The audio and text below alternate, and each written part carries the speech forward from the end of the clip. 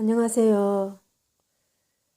코로나 사태, 우한 코로나로 인해서 지금 세계 경제도 대혼란을 겪고 있다고 하지만 특히 우리나라는 지금 더 심한 것 같습니다.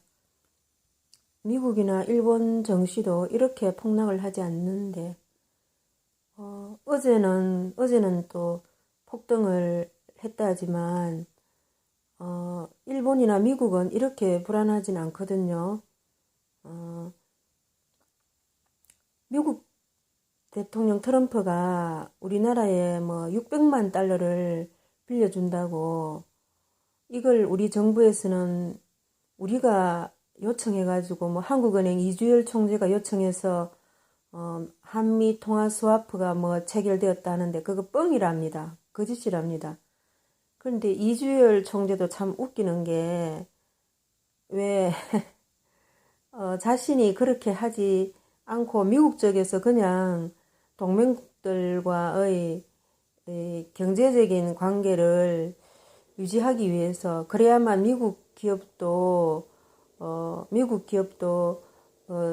살 수 있으니까요. 그죠? 그래서 미국 트럼프 대통령이 600만 달러를 빌려주기로 한 건데 미국이 주변 나라에 그냥 빌려주기로 한 겁니다. 어, 금융시장을 조금 안정시키려고. 그런데 정부에서는 또 거짓말 하더라고요. 하여튼 이 문시 정권은 거짓말 하는 게 너무 익숙해가지고 예전에 우리 2008년 금융위기는 그 당시 주식 시장도 좀 불안하고 그런 게 있었지만 이 정도는 아니었거든요.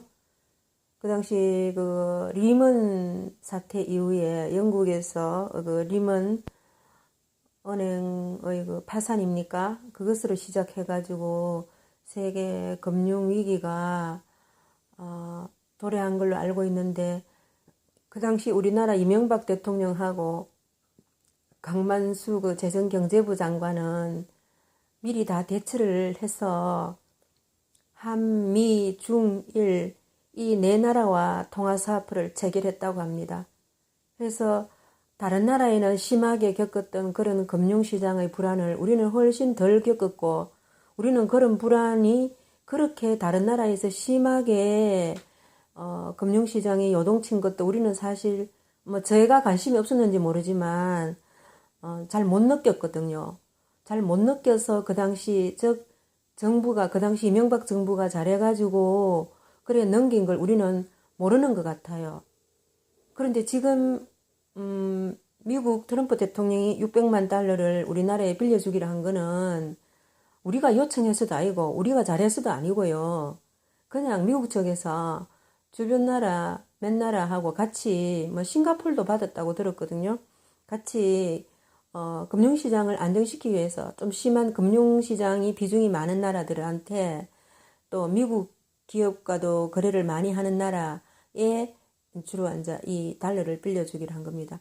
그래서 정규재 주필이면 정규재 주필 펜넨의 그 정규재 주필님께서는 미국 트럼프 대통령이 요 근래 최고 잘한 게 이 600만 달러 이거를 우리나라에 빌려준 거 600만 달러 제공한 거 이걸 말하시더라고요. 트럼프 대통령이 제일 잘한 거라고. 그런데 또 우리 정부에서는 또 저거들이 요청해서 한 것처럼 그래서 스와프가 체결된 것처럼 지금 또 언론 플레이 뻥치고 있는 거예요. 이 코로나는 중국에서 시작했기 때문에 이 코로나 사태가 조금 잠잠해지면 지금 미국도 그런 움직임이 있지만 중국에 손해배상 청구할 나라 없겠습니까? 우리나라는 아예 못할 것 같아요. 왜냐하면 이 코로나로 추가 예산을 막 우리나라 예산으로 지금 지출하고 뭐 추경도 급히 편성해가지고 지출하고 있지만 뭐 그 돈 다 어디에 쓰는지 뭐 총선에 뭡니까 표 받기 위해서 뭐 어떻게 쓰는지 우리 정확한 거 구체적인 거 잘 모르잖아요. 그런 돈 쓴 것도 우한 코로나가 아니고 뭐 대구 코로나니 뭐 신천지 코로나니 이라면서 또 중국의 영향이 아니다고 그 국회의원 지금 민주당 국회의원이나 정부에서 그래 말했기 때문에 우리는 세계 다른 나라가 다 중국에 손해배상 청구하고 보상 받는다 하더라도 보상 받을 수 있을지는 모르겠지만 우리는 그걸 청구를 못할 것 같아요. 그죠?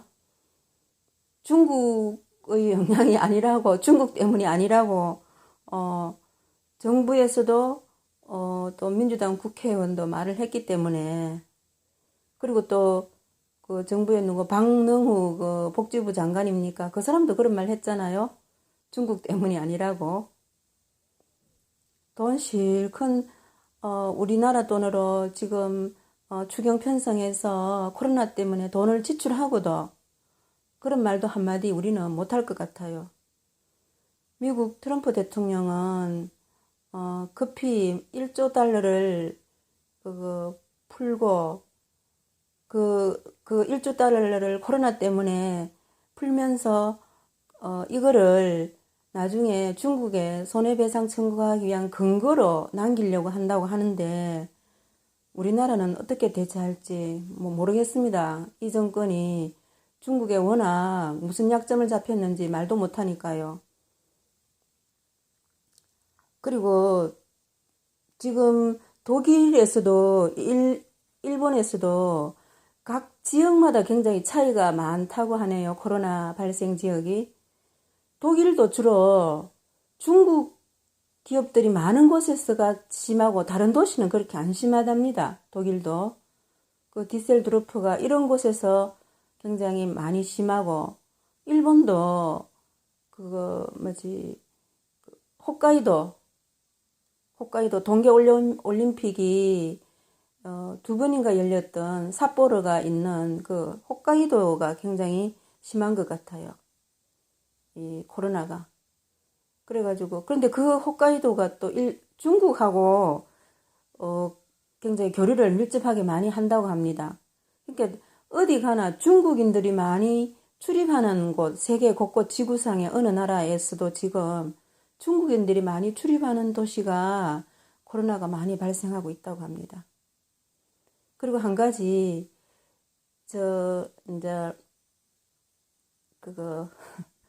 한국당 비례대표 있잖아요. 비례대표의 황교안 대표가, 저는 좀, 이 뉴스 기사에 좀 또 실망을 했는데요.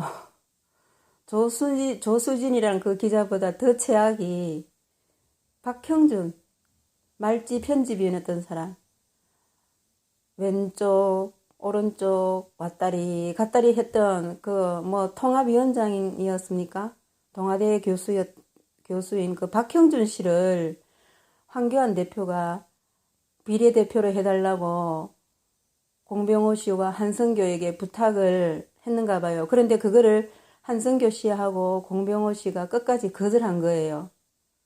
박진하고 박형준 이 두 사람을 꼭 비례대표로 당선권에 넣어달라고 했는가 봐요. 그런데 공병호 씨하고 한성교 씨가 그걸 거절했다고 합니다. 갈수록 태산입니다. 황교안 대표도 그죠? 제가 자꾸 이런 말 하기가 그래서 오늘 이상입니다.